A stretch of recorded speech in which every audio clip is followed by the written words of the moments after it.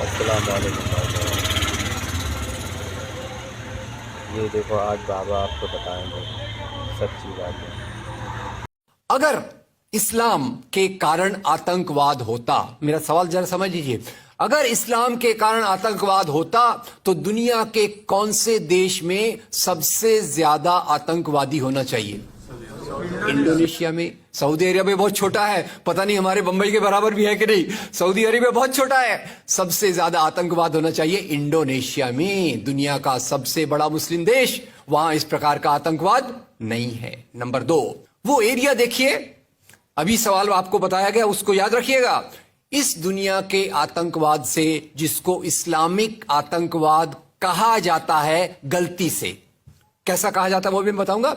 इस आतंकवाद से मारे जाने वाले ज्यादा लोग, इससे मारे जाने वाले ज्यादा लोग हिंदू हैं, मुसलमान हैं या क्रिश्चियंस हैं?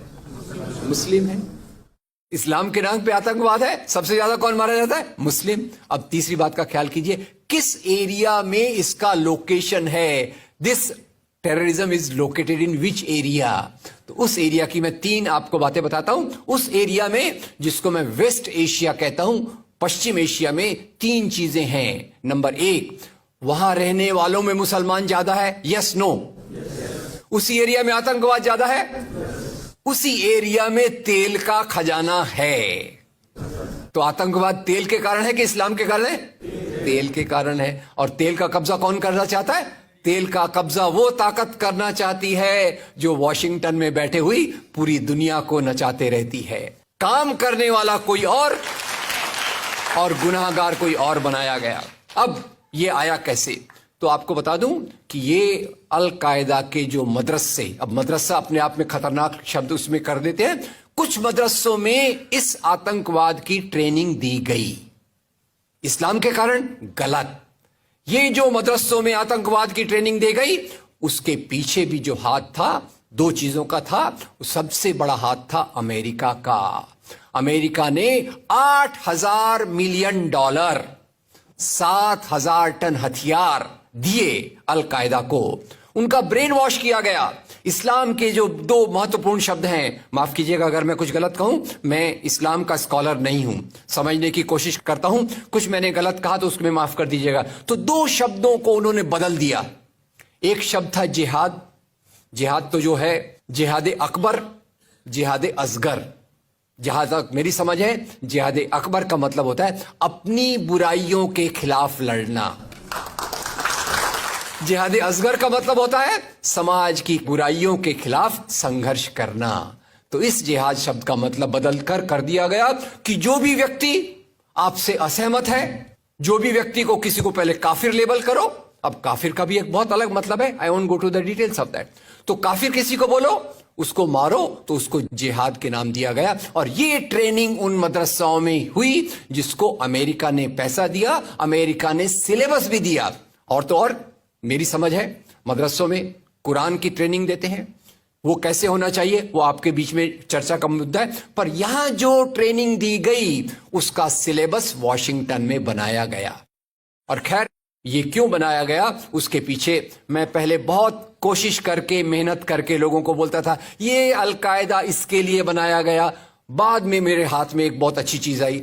अब यूट्यूब में कई चीजें बहुत अच्छी हैं, कई चीजें खराब हैं। यूट्यूब के कारण हमारे कई नौजवान भटक भी रहे हैं, पर यूट्यूब की कुछ अच्छी चीजें आपको बताता हूं। यूट्यूब में आप सर्च कीजिएगा 3 शब्दों को, हिलरी क्लिंटन अल कायदा अमेरिका। उसमें आपको 4.5 मिनट का एक वीडियो मिलेगा जिसमें हिलरी क्लिंटन बताती है, मैं नहीं कह रहा, हिलरी क्लिंटन कहती है कि हमको रशियंस के खिलाफ लड़ना था। हमारी फौजें जो वियतनाम से एकदम डिमोरलाइज होकर आई थी वो तैयार नहीं थी। तो इन एशिया के मुसलमानों के नौजवानों के कंधे पर रखकर हमने अपनी बंदूक चलाई, हमने अलकायदा खड़ा किया, हमारा काम हो गया, हम अपने हाथ धो लिए और हम अपने वापस आ गए। तो यानी हमने कैंसर के बीज डाल दिए, हम तो अपने देश में सुरक्षित हैं। उसका जो नतीजा भुगतना हो वो एशिया के लोग भुगते, वेस्ट एशिया के लोग भुगते। और उसी के साथ 9/11 के बाद, उसी के साथ अमेरिकन मीडिया ने एक सबसे खराब काम किया, the most anti human act in the history of Mankind. मैं पूरी जिम्मेदारी से ये शब्द कह रहा हूं। क्या किया था अमेरिकन मीडिया ने? अमेरिकन मीडिया ने धर्म को आतंकवाद से जोड़ दिया। मजहब जो मोहब्बत सिखाता है, मजहब जो इंसान को इंसान बनना सिखाता है, उस मजहब के साथ इन्होंने आतंकवाद को जोड़ दिया और एक शब्द बनाया पहली बार, इस्लामिक टेररिज्म। याद रखिए, दुनिया में आतंकवाद पहले भी हुआ है। याद रखिए आयरिश रिपब्लिकन आर्मी, याद रखिए खालिस्तान, याद रखिए नाथुराम गोडसे, याद रखिए इंदिरा गांधी का हत्यारा, याद रखिए राजीव गांधी का हत्यारा। आतंकवाद पहले भी हुए हैं, पर कभी भी मजहब को आतंकवाद के साथ नहीं जोड़ा गया। तो मैं मानता हूं अमेरिकन मीडिया ने अगर सबसे गंदा, सबसे एंटी ह्यूमन काम किया है तो इस जुमले का बनाना जिसको कहते हैं इस्लामिक टेररिज्म। अब इसके पीछे इस्लाम का कोई हाथ नहीं। जिहाद शब्द का मतलब बदल दिया गया और काफिर शब्द का मतलब बदल दिया गया। यहां से ब्रेन वॉश की एक प्रोसेस चालू हुई और इसी को मैं कहता हूं, ये प्रोसेस जो चालू की, ये प्रक्रिया एक कैंसर होती है। मेरा थोड़ा मेडिकल बैकग्राउंड है, मैं जानता हूं कैंसर शुरुआत में होता है, आपने ट्रीट कर लिया तो ठीक है, जब वो फाइनल स्टेज में जाता है तो पूरी दुनिया की बर्बादी करने पे तुल जाता है। और वही बात अलकायदा के साथ हुई। अलकायदा के बाद मामला वहीं खत्म नहीं होता। तेल की प्यास, तेल की भूख बहुत बड़ी है। आप जानते हैं भारत 200 साल तक गुलाम रहा इंग्लैंड का। काय के लिए गुलाम था? क्योंकि उनको यहां का कच्चा माल लूट कर ले जाना था। After colonialism there is imperialism, और ये इंपीरियलिज्म चाहता है दुनिया के रॉ मटेरियल्स, दुनिया के रिसोर्सेस को लूट कर अपनी समृद्धि को, अपनी प्रॉस्पेरिटी को बढ़ाया जाए। और उसी के चलते उन्होंने एक और काम किया और वो काम था इराक पे हमला।